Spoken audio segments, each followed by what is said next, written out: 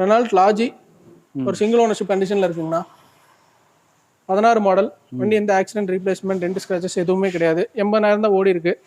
நம்மகிட்ட ரெனால்ட் லாஜி எப்பவுமே அப்டேட் இருந்துகிட்டே இருக்கும். ஃபர்ஸ்ட் வீடியோவில் வந்து பார்த்தீங்கன்னா தெரியும். லாஜி வந்து நான் இங்கே வந்ததுக்கு அப்புறம் தான் நான் கஸ்டமருக்கு வந்து எர்டிகா கேட்குற ஆட்களுக்குலாம் ரெஃபர் பண்ணேன். லாஜி ரெஃபர் பண்ணுறீங்களா? நான் லாஜியை பற்றி அப்புறம் போய் மெக்கானிக் சைடில் எல்லாமே விசாரிச்சு. இன்ஜின் வந்து உங்களுக்கு டஸ்டர் இன்ஜின் தானே வரும். ஆமாம், ஸ்பேசியஸாக இருக்கும்னு வச்சுக்கோங்களேன்.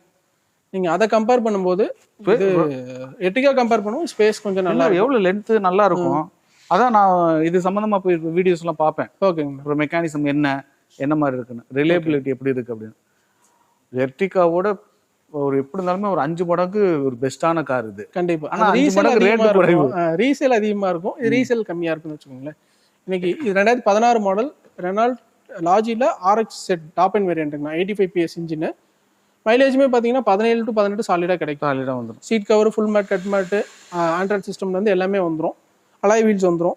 இந்த வண்டிக்கு நம்ம கேட்கக்கூடிய ப்ரைஸ் வந்து பார்த்தீங்க அப்படின்னா பார்க் அண்ட் சேல் தானே, 6 லட்ச ரூபா கேட்குறாங்க. வாங்க நேரில் வாங்க, அதுலேருந்து எவ்வளோ நெகோஷியபிள் பண்ணி தர முடியும் பண்ணலாம். லோன் ஆப்ஷன் பொறுத்தவரைக்கும் ஒரு 50% லோன் ஆப்ஷன் பண்ணி தர முடியும்.